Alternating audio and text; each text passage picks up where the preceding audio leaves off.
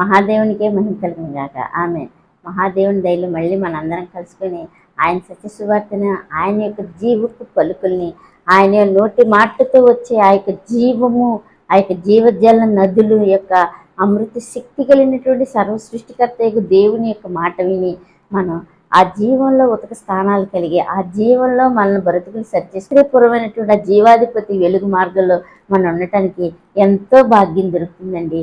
ఎందుకంటే అదృష్ట దేవుడు మనకి కనపడడు. దృశ్యమైనవి ఈ లోకంలో అన్నీ కనపడతాయి, కానీ ఇవి ఒక రోజుకి లయమైపోయి కాలిపోయి గతించిపోతాయి అన్నమాట. అయితే అదృశ్యంగా ఉన్నటువంటి ఈ జీవాధిపతి నిత్య శాశ్వతుడు. ఆ నిత్య శాశ్వతుడు ఏం చేస్తాడంటే ఆయన మహా అగ్నిస్వరూపుడు కాబట్టి మనం ఎంతో కనబడుచున్న వీటి ద్వారా మన యొక్క విధానం, ఆ యొక్క అపవాది మోసం చేత మనం చేసుకునేటువంటి అపవిత్రత వల్ల ఏం చేస్తామంటే అదృశ్యమైనటువంటి దేవుని యొక్క విధానాన్ని మనం చూడలేక, మనం ఆయన మాట్లాడుతున్నప్పుడు మనం గ్రహించలేక మనం ఎంతగానో నష్టపోతూ ఇదైపోతూ ఉంటాం అనమాట. అయితే అలా కాకుండా దేవుడు ఏం చేస్తున్నాడు, తన వాక్కు ద్వారా న్యాయాధిపతి, జీవాధిపతి, అమృత తండ్రి, పౌర స్వరూపుడు ఏం చేస్తున్నాడు, మనకు ఆయన దేవుని యొక్క వాక్యం ద్వారా మనకు రాసిపెట్టి ఈ వాక్యం చదవండి, ఈ వాక్యం వినండి, ఈ వాక్యం వెల్లడవుడి త్వరనే వెలుగు ఉదయిస్తుంది అని దేవుడు చెప్తున్నాడు. ఇప్పుడు చూడండి, ఈ యొక్క అదృశ్య దేవుని యొక్క విధానపు శక్తి బలానికి ఆ యొక్క మోసకరమైనటువంటి ఈ లోకపు అధికారి కూడా వాడు కూడా కనపడ్డు. వాడి యొక్క విధానం, వాడి యొక్క శ్రేష్ఠులు, వాడి యొక్క సమూహం మనకు కనపడదు. కాకపోతే ఏంటి అంటే మనం ఏం చేస్తామంటే మనలోకి వచ్చినటువంటి ఆడి యొక్క ప్రభావం దానిని బట్టి మనలో అసమాధానం, మనలో అశాంతి, మన యొక్క చీకటికి ఆడి విధాన పనులకి పరిగెత్తే విధానపు ఆ యొక్క ఇదే విధానం అనేది ఆ యొక్క జీన్స్ అనేవి మనలో ఆ యొక్క ప్రబలిపోతూ ఉంటాయి అన్నమాట.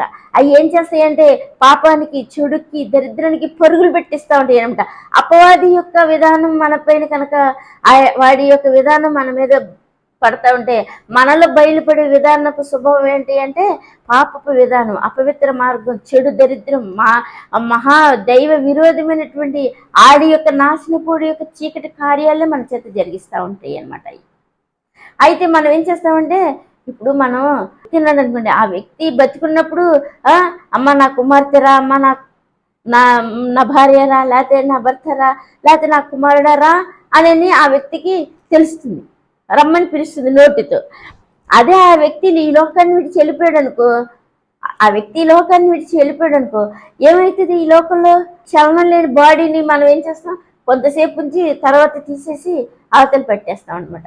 అయినా సరే ఆ ఆత్మ ఏం చేస్తుంది, ఈ యొక్క ప్రేమ, ఈ యొక్క భ్రమత, ఈ యొక్క ఆత్మ ఏం చేస్తుంది, అది మన విధానంలోనే భ్రంశం చేస్తూ ఉంటుంది. అయితే వాటికి ఏం చేస్తుంది ఏంటి, ఇక మానవ శరీరం లేదంటే గ్రహింపు ఉండదు కాబట్టి వాటికి కోపం, ఉద్రేకంలోనే ఉంటాయి అన్నమాట. అవి అమ్మ నాకు తెలియదే, అయ్యా నాకు తెలియదే అయ్యా అని మనం బతుకున్నప్పుడు అటు ముందు మాట్లాడితే కుదరదు. ఇక బతికున్నప్పుడు అయితే ఆడు మనకి తండ్రి, వాడు మనకి లేకపోతే బంధువు, మనకి లేకపోతే ఎవడో కూడా అయితే ఉంటారు అనమాట.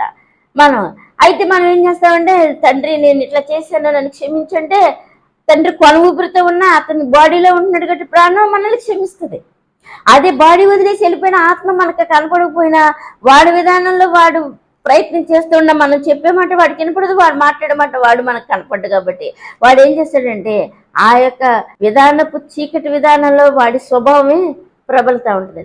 ఎట్లాగంటదంటే ఇంకో ఉదాహరణ, ఇప్పుడు మనకి గుండె నొప్పి వచ్చింది అనుకోండి, గుండె నొప్పి వచ్చినప్పుడు ఆ పరిస్థితి, ఆ స్థితిలో మనం ఎలాగైపోతాం, మనం ఎంత జిమ్కి వెళ్ళొచ్చు, మనం ఎంత బలంగా ఉండిచ్చినా కానీ మనం ఏం చేస్తాం, ఆ పరిస్థితి, ఆ యొక్క శాలిటీ అనేది ప్రాబ్లంలో ఉన్నప్పుడు మనకు తెలియకుండానే మన అవయవాలు కూడా కృంగిపోయి మనం నేలను కూలిపోతూ ఉంటాం. పరిస్థితి అర్థమవుతుంది కదా, తెలుస్తుంది కదా. అలాగే ఈ లోకంలో కూడా ఏమవుతుందంటే మనకి అదృశ్యమైనటువంటి దేవదేవుడు కనిపించడు. అయితే దైవ శక్తి పనిచేస్తుంది, ఇక్కడ చీకటి ఆత్మ కూడా పనిచేస్తుంది. చీకటి ఆత్మ అయితే క్షమించదు, అదే కోపంతో ఉద్రేకంగా మండిపోతూనే ఉంటుంది అనమాట. అయితే దేవుని ఆత్మ ఏమైందంటే ఆది నుంచి కూడా ఆ యొక్క స్వభావం, ఆ యొక్క విధానం, ఆ యొక్క ప్రేమ మనల్ని వెంటాడుతున్నప్పుడు, ఆ యొక్క బిడ్డల వెంట ఆయన వెంటాడుతున్నప్పుడు మనం ఇప్పుడు ఒక వ్యక్తిని ఒక బిడ్డను కొట్టుకుంటూ తీసుకెళ్తున్నాడు అనుకోండి, చూస్తున్నా మనం ఏంటి వారు చూడ పిల్లని ఎలా కొట్టేస్తున్నాడు అని అంట. అదే ఒక వ్యక్తి కిందకి దించకుండా ఎత్తుకొని తీసుకుని నడిపించుకుని క్షేమంగా ఉంచున్నాడు, ఆహా నాన్న చూడ ఎంత ప్రేమగా ప్రేమిస్తున్నాడు ఆ బిడ్డ అని మన నోటితోనే అంటాం కదా. ఈ లోక విధానాన్ని బట్టి. అలాగే ఈ లోక విధానాన్ని బట్టి అపవాది అయితే కరుణించదు, అపవాది అయితే అది శాంతంగా ఏముండదు, దానికి తెలీదు. అది ఆ యొక్క పాతాళంలో పడేసిన కోపం చేతనే అది రగిలిపోతా ఉంటుంది, ఇంకా నాశనం చేయడానికి ప్రవర్తిస్తూ ఉంటుంది అనమాట. అది ఎవరిలోకి వస్తుందో, ఆ యొక్క వైబ్రేషన్ ఎవరిలోకి వెళ్తుందో వాడికి కూడా అయ్యే విధానపు లక్షణాలు అంటుకుంటాయి తప్ప వాడిని శాంతపరచడం గుణపరచడం వాడే విధానం అనమాట. అయితే అదే విధానంలో ఒక దేవుని ఆత్మ కూడా మనకు తాకుతానికి, దేవుని మాట కూడా మనకి వినిపిస్తుంది అనుకో, ఆ వైబ్రేషన్ కూడా ఆ యొక్క దేవుని యొక్క శక్తిని కూడా మనం పొందుకుని ఆయన మాట విన్నాం అనుకో, ఆ శక్తి మనలో పనిచేస్తుంది.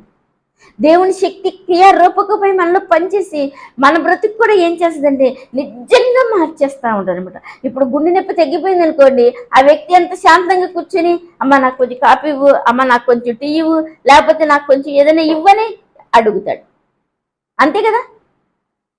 అలాగే మనం కూడా ఏం చేస్తామంటే ఆ యొక్క దేవుని వాక్యం చేత ఆ ఆత్మ మనలోనికి వచ్చింది అనుకోండి, ఆ వైబ్రేషన్ ఎలా ఉండదంటే మన స్థితిగతులు మార్చేసి మనల్ని ఎంతగానో చక్కదిద్దుతుంది అనమాట.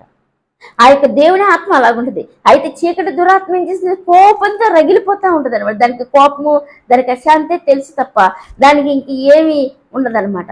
అయితే దాని వైబ్రేషన్ వచ్చినప్పుడు మనం నానా విధమైనపు భయంకరాలు, నానా విధమైనపు నష్టాలు చేసుకోవటానికి మనం ప్రయత్నం చేస్తూ ఉంటాం. కాబట్టి ఈ రెండు కార్యాల్లో మన దేవుని యొక్క వైబ్రేషన్ తీసుకున్నామంటే, దేవుని యొక్క మాట మనం విన్నామంటే, దేవుని యొక్క శక్తి మనల్ని వెంటాడుతున్నప్పుడు ఆయన ముద్దు పెట్టుకుని ఆయన కలిగిండి ఆయన మాటని ఆయన ఆగామంటే, ఆయన ఎంతో ఇష్టపడి ఆ బిడ్డను కనికరించి ఆ బిడ్డను రక్షిస్తానికి తన చేయి చాపి తన వాక్యనిచ్చి తన బలమునిచ్చి మనల్ని అగాధ చీకటిలో నుంచి, గోతుల నుంచి, నాశనపు, నష్టపు, దరిద్రపు, అపవాది పిచ్చ బుర్ర నుంచి, దాని కోపపు ఉగ్రతలు మనల్ని నాశనం చేయాలని ఆ మార్గాల నుంచి మనల్ని తప్పిస్తాడు కన్న తండ్రి. నిజంగా అట్టిది దేవుని యొక్క శక్తి, దేవుని యొక్క మార్గం, దేవుని యొక్క విధానం అనమాట. అట్టిది మనం నష్టపోవద్దు ఈ జన్మలో. అట్టిది మనం ఈ ఊపిరినప్పుడు మనం ఆయన అంగీకరించామంటే, ఆయన పొందుకున్నామంటే ఈ అపవాది క్రియలు లయమైపోయి దాని యొక్క వైబ్రేషన్ నాశనం అయిపోద్ది. దేవుని యొక్క శాంతి, దేవుని యొక్క సమాధానం మనల్ని వెంటాడుతూ ఉంది. ఒకసారి దేవుడు వాక్యంలోకి వెళ్ళి చదవండి, 2 పేతురు 1:17 చదవండి ఒకసారి. ఆయన మహాత్యమును మేము కన్నులారా చూచిన స్తోత్రం. ఆమేన్. ఈయన నా ప్రియ కుమారుడు, ఆమేన్. ఈయన యందు నేను ఆనందిస్తున్నాను అను శబ్దము మహా దివ్య మహిమ నుండి ఆయన యొద్దకు వచ్చినప్పుడు తండ్రి అయిన దేవుని ఘనతయు మహిమయు ఆయన పొందగా మేము ఆ పరిశుద్ధ పర్వతం మీద ఆయనతో కూడా ఉండిన వారమే ఆ శబ్దము మరియు ఇంతకంటే స్థిరమైన ప్రవచన వాక్యం మనకున్నది. మీ హృదయములలో వరకు ఆ వాక్యము చీకటి గల చోటున వెలిగించి దీపమైన యందు మీరు లక్ష్యముంచి ఎంత గొప్ప అమృత శక్తి గల మాట, బలము, ఓటండి. ఇది ఒక దేవుని మెట్టండి. దేవుని మాటే మనల్ని బ్రతికించే అమృత వెలుగైన జీవమైన జీవాధిపతి. మనల్ని పుట్టించాడంటేనే ఎంత ప్రేమ గల తండ్రి అయ్యా. మనల్ని పుట్టించాడంటే, చావకుండా తల్లి గర్భంలో నుంచి క్షేమంగా బయటికి తీసాడంటేనే, జీవింప చేసాడంటే ఎంత ప్రేమ గల దేవుడు, సర్వశక్తుడు, జీవాధిపతి, అమృత తండ్రి. ఈ కడవరి దినాల్లో ఇంకా సమీపమై ఆయన కుమారుని పంపించి ఆయన కుమారుని చూసిన వారు కూడా ఇంకా ఏమని చెప్తున్నారు, ఆయన యొక్క దేవుని యొక్క మాట వింటే, దేవుని యొక్క స్వరం వింటే అది వేకు చుక్కై మనల్ని బ్రతికించి లేవనెత్తి వెలిగింపు చేస్తుంది అంటున్నాడంటే, ఇంత గొప్ప సాక్షి సమూహపు మాట మనకి ఎంత బలమైనపు రక్షణ భాగ్యపు మాట. ఇటు మాటని, ఇటు భాగ్యాన్ని, ఇటు మాటని మన విధేయులైతే ఇది గొప్ప లాభ సాధన అవుతుంది, ఇది గొప్ప జీవ భాగ్యం అవుతుంది, ఇది గొప్ప దేవునితో సమకూర్చబడే మెట్టులోనికి ఎక్కే అమృత భాగ్యపు అదృష్టం అవుతుంది అనమాట. ఇది గొప్ప కార్యసాధనం మనం చేసామంటే సాక్షాత్ దేవుని యొద్దకు తీసుకెళ్లే దేవుని యొక్క కుమారుడు చెంత కుమారుడే మనకు దొరుకుతాడు అనమాట. ఇది గొప్ప అమృతమైన మాట. మనకి ఆయన మాట, ఆయన వాక్కు, ఆయన జీవ వాక్యం మనకి వెనబడుతుందంటే ఇది వేకు చుక్కే మనల్ని వెలిగించే అమృత బాట ఉంటుంది, జీవపు చెయ్యి అయి ఉంటుంది, దేవుని యొక్క అమృత స్వరం ఉంటుంది, జీవజల ధార అయి ఉంది. కాబట్టి ఇట్టి అమృతం అమూల్యాన్ని మనం పుచ్చుకుంటే, మనం కలిగి ఉంటే, మన మనసు ఉంటే, ఆయన వైపు తిరిగితే, ఆయన యొద్దకు వస్తే ఇట్టి వేకు చుక్కపు భాగ్యపు వెలుగును మనం పొందుకొని ఆయన ఎంత అదృష్టవంతులు అవుతాం అనమాట. ఇటు బయలుదేరి వస్తుంటే వెలుగు తోడనే ఈ లోకమంతా, సృష్టి అంతా, సర్వ సృష్టి యొక్క సర్వ భూగోళ విశ్వం వ్యాపించిందంటే, పుట్టిందంటే, నిర్మించబడిందంటే, ఇక ఆయన మాటతో మృతులు సహితం లేపాడంటే, లాజరు బయటికి రంటే లాజరు ఆత్మ జడ్ బయటకు వచ్చేసింది. చిన్న దాన లెగ్గు అంటే సాక్షాత్ గుళ్ళు చేచుండి కూడా నోళ్ళు పడిపోయి కళ్ళు వదిలేసి చనిపోయిన ఆ యొక్క నిద్రించిన చిన్నది లేచి బయటకు వచ్చింది. పాడిన ముట్టగా ఆ యొక్క ఎదురుల కుమారుడు బ్రతికి ఆమె చేతికి అప్పచెప్పబడ్డాడంటే ఇట్టి జీవపు వాక్యమే బయలుదేరి వెళ్తుందంటే ఇట్టి భాగ్యపు అదృష్టాన్ని మనం పుచ్చుకున్నామంటే మన యోగ్య మనసు ఆయన ఎద్దుకు వచ్చి ఆయన మాట వినవంటే ఎవడైనా బ్రతకూరు వాడు ఉంటే ఈ భయంకరమైన అంచె దినాల్లో ఆయన మాట వినబడుతుంది. ఆయన యొక్క సన్నిధి ఇంకా రవ్వంత ఉంది. ఈ రవ్వంత భాగ్యాన్ని మనం పుచ్చుకున్నామంటే గొప్ప దేవుని యొక్క వేకు చుక్క మనలోకి వచ్చి ఈ యొక్క నాశనపు వైబ్రేషన్ చీకటి ముక్కలై నష్టమైపోయి ఈ శని దరిద్రం నుంచి విడుదల ఉంది. మన దేవుని యొక్క జీవపులోనికి మారు మనసు నుండి ఆ యొక్క పునర్జన్మను కలిగి ఆ యొక్క నూతన జన్మనంటే అనుభవం కలిగి రక్షణ భాగ్యం అంటే ఏంటో అన్ని ఈ వెలుగులోనే తెలుస్తాయి. ఇప్పుడు ఒక వ్యక్తి ఆ యొక్క రేపు రాసే పరీక్షలు జయం పొందాలంటే ఏం చేస్తాడు? దీపమన్నా వెలిగించుకుంటాడు, లేకపోతే లైట్ అన్నీ వేసుకుంటాడు. వేసుకుని ఆ పుస్తకం చదువుతున్నాడంటే అతనికి ఎంత మైండ్లోకి వెళ్తుంది, ఎంత రివిజన్ చేస్తే ఎంత బుర్రలో స్థిరంగా ఉన్నాడు. ఈ లోక విధానంగానే దేవుడు ఇంత మనకు లాభం కలగాలని ఇంత విధానంగా మనకు పెట్టాడంటే ఆయన మాట వింటే ఆయన యొక్క వాక్యాన్ని మనం పుచ్చుకుంటే ఆయన యొక్క జీవపు వాక్యానికి ఇష్టపడి ఆయన మన హృదయంలోనికి రావడానికి ఇష్టపడితే మనకి ఇన్ని రక్షణ భాగ్యపు మెట్లు మనకు తెలియచేసి జీవపు ఆ యొక్క వేకు చుక్కనే వెలుగు మనలో ఉదయింపచేసి ఆయన జీవపు మార్గాన్ని మనకు తెలియచేస్తుంది. ఇట్టిది రావాలంటే చాలా సమయం పడుతుంది. ఇట్టిది రావాలంటే డబ్బుతో కొనుక్కుంటే రాదు. ఇట్టిది రావాలంటే ఏదో ఎవరితో సహాయంతో రాదు. పిలవాలి, క్రీస్తు ప్రభువుని చదవాలి, ఆయన వాక్యపు మాటలు ఏంటో మనం తెలుసుకోవాలి. ఆయన జీవపు వెలుగు జీవపు గ్రంథంలోనికి మనం వెళ్ళి వస్తేనే ఆయన జీవపు వాక్యాన్ని మనం తింటేనే తినేస్తాం. కడుపుకి చేదుగా ఉన్నా సరే మనం ఆయనకి జీవవాక్యాన్ని మనం తింటేనే ఆ యొక్క వేకు చుక్క వెలుగుని మనలో ఆ లైట్ వెలగటానికి ఆ యొక్క మార్గం తెలియటానికి ఆ తండ్రిని పుచ్చుకునే భాగ్యాన్ని ఆయన వైపు చూసే కన్నులని సమస్త అవయవాలకి స్వస్థతనిచ్చి వేకు చుక్కతో మనల్ని నింపి పైకి లేవనెత్తాను. అయితే ఇంకో వాక్యం చదవండి, దేవుడి మాట ఇంకోటి ఏముందో 1వ యోహాను 1వ అధ్యాయం 5వ వచనం చదవండి. మేము ఆయన వలన ప్రకటించు వర్తమానం ఏమనగా దేవుడు వెలుగై ఉన్నాడు. ఆమేన్ ఆమేన్. ఆయన యందు చీకటి ఏమాత్రమూ లేదు. స్తోత్రం. ఆయనతో కూడా సహవాసం కలవారం చెప్పుకొని చీకటిలో నడిచిన యెడల మన అబద్ధమాడుచు సత్యమును జరిగింపకుండు. అయితే ఆయన వెలుగులోనున్న ప్రకారము మనము వెలుగులో నడిచిన యెడల మనము అన్యోన్య సహవాసము కలవారం. ఆమేన్. చాలు. ఆమేన్. చూసారండి, వేకు చుక్కతో మనకి ఎలా తెలియపరుస్తున్నాడు. ఎవరో తెలియపరిచింది కాదు, దేవదేవుని సన్నిధిలో. ఇప్పుడు ఆ భక్తులు ఏమంటున్నారు, ఆయన పర్వతం మీద ఆయనతో ఉన్న ఆ యొక్క ప్రవక్తలు కూడా వాళ్ళందరూ ఉన్నా కూడా క్రీస్తు యెహోవ తండ్రి ఏమంటున్నాడు, నా కుమారుడు మాట వినమని చెప్పినప్పుడు మేము విన్నప్పుడు ఆయన యొక్క మాట విన్నప్పుడు మాలో ఏం కలిగింది, వేకు చుక్క ఉదయించింది అని అంటున్నాడు ఆయన.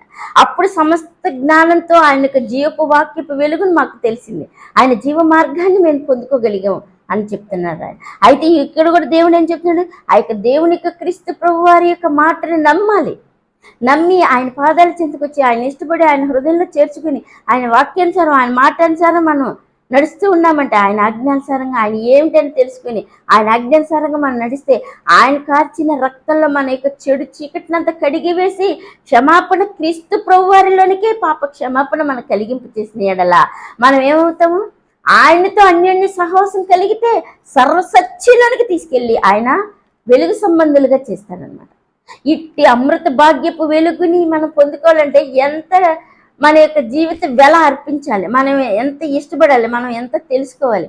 ఏదో మనం అటు వెళ్ళాము ఇటు వెళ్ళాము ఆ చర్చికి వెళ్ళాము ఎంతో ప్రేమించాం, వాళ్ళని ప్రేమించి వీళ్ళని ప్రేమించి వాళ్ళకి ఇంత ఇచ్చే వాళ్ళకి ఇంత అంత ఇచ్చే వాళ్ళు ఇది కాదని చెప్పుకున్నంత మాత్రాన మనం ఏం చేస్తాము, క్రీస్తు ప్రభుని పొందుకునే వాళ్ళమే మనం అబద్ధికులమే చీకట్లో ఉన్నట్టే మనకేం తెలియదు. ఇది కాదు కావాల్సింది, సాక్షాత్ దేవుని మాట దేవుని స్వరమే వినమని యెహోవా తండ్రి చెప్పినప్పుడు ఆ దైవ కుమారుని మాట మనం వింటేనే ఆయనతో నడిచి ఆయన కలిగి ఉండి ఆయన పొందుకోగలిగే వెలుగు సంబంధులుగా మనం ఉంటాం అనమాట. అయితే దేవుని వాక్యం ఇంకోటి చదవండి, 1 పేతురు 4వ అధ్యాయం 1వ వచనం చదవండి. క్రీస్తు శరీరమందు శ్రమపడెను గనుక చూసారమ్మా? మీరును అట్టి మనస్సును ఆయుధముగా ఓ ధరించుకోవాలి. శరీర స్తోత్రం. విషయంలో శ్రమపడిన వాడు అవును. శరీరమందు జీవించు అవును. మిగిలిన కాలము ఇక మీదట మనుషాసనను అనుసరించి నడుచుకొనక ఆమేన్. దేవుని ఇష్టానుసారముగానే నడుచుకున్నట్లు పాపంతో జోలికి ఇక నేమీ లేక ఉండును. ఆమేన్. చాలు. చూసారండి, మనం ఆయన కుమారుని పంపించినప్పుడు వెలుగు కలిగింది, పాప క్షమాపణ కలిగింది.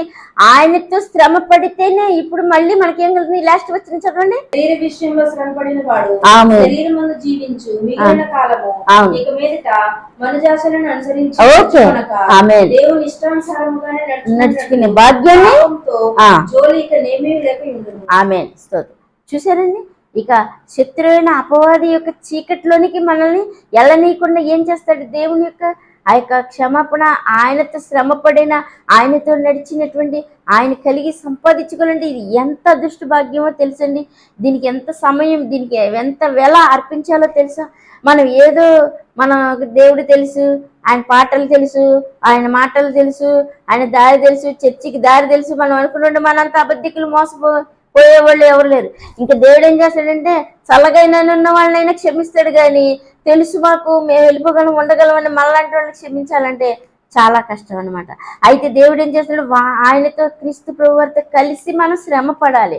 ఆయనే కుమారుడే మనకు మాదిరి చూపించినప్పుడు మనం ఆయన మార్గంలోకి వెళ్ళి శ్రమ పడితే ఆ యొక్క వెలుగులోనికి మనం వెళితే ఆ యొక్క చీకటి ఎంత నాశనం, నికృష్టమైన, భయంకరమైన మనం చూస్తాం. కాబట్టి మన అవయవాలు పనిచేసి ఆయనతో ఉండబట్టి ఒక్కొక్క అవయవం స్వస్థత నుండి బ్రతకగలిగి మనం నిలబడతాం. కాబట్టి ఆ యొక్క అపవాది ఎంత భయంకరమైన క్రూరమైన పాతాళపు మృగమో మనకు తెలుస్తుంది.